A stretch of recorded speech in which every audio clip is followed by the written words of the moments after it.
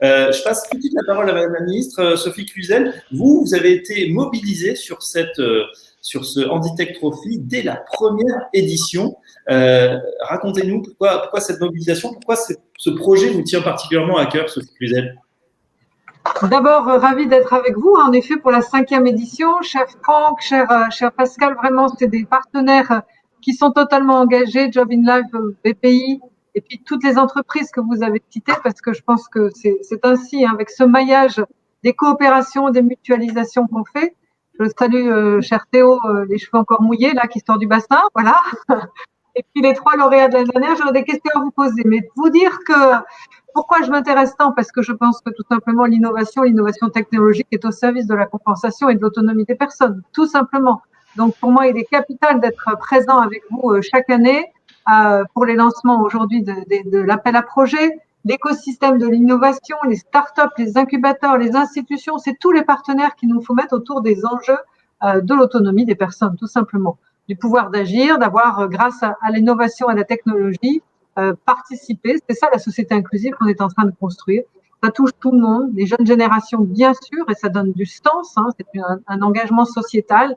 Pour moi, c'est tout le sens de l'initiative Tech for Good aussi, qui est lancée par le président de la République en décembre 2018 et qui a fait l'objet d'un appel de 75 grands acteurs internationaux en décembre dernier pour mettre la tech au service du bien commun, tout simplement. Donc, quand on sert ceux qui en ont le plus besoin, on sert tout le monde, c'est évident. C'est la technologie au service du bien commun, le Tech for Good, tout simplement. C'est la conscience collective que l'impact sociétal positif et le sens doivent être mis au cœur de la tech pour tous les citoyens. C'est la rentabilité et l'impact sociétal qui se nourrissent et que ce qui va servir à une communauté peut déboucher sur un progrès pour tous. Quand on dit tous concernés, tous mobilité, c'est bien ça notre enjeu. Donc plus que jamais, en cette période de crise un peu qui a pris beaucoup de formes différentes, pour moi, l'innovation, elle est porteuse de sens, elle est porteuse d'espoir, elle est porteuse de rebond, de résilience. Donc, vous m'aurez toujours à vos côtés, quoi qu'il se passe. Regardez, par exemple, tout simplement le masque inclusif. C'est une innovation qui a été pensée pour les personnes sourdes et malentendantes, qui a bénéficié de très nombreuses personnes, jeunes, enfants, personnel de crèche.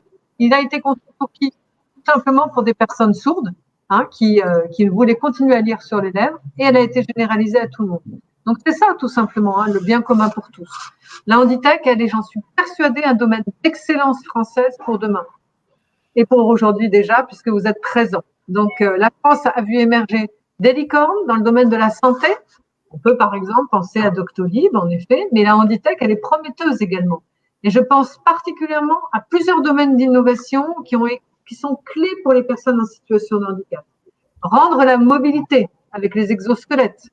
J'étais vendredi dernier avec le Premier ministre au sein de BPE et du groupe La Poste pour montrer justement qu'avec, par exemple, Wondercraft, pour ne pas le citer, mais c'était une des pépites qui a été incubée, eh bien, on peut redonner de la marche à des personnes qui sont quand même très éloignées de la marche. Mais j'étais également à Clinatech, à Grenoble, avec le CEA, pour voir aussi comment on va pouvoir transposer de la recherche fondamentale à la recherche d'applications, c'est si important.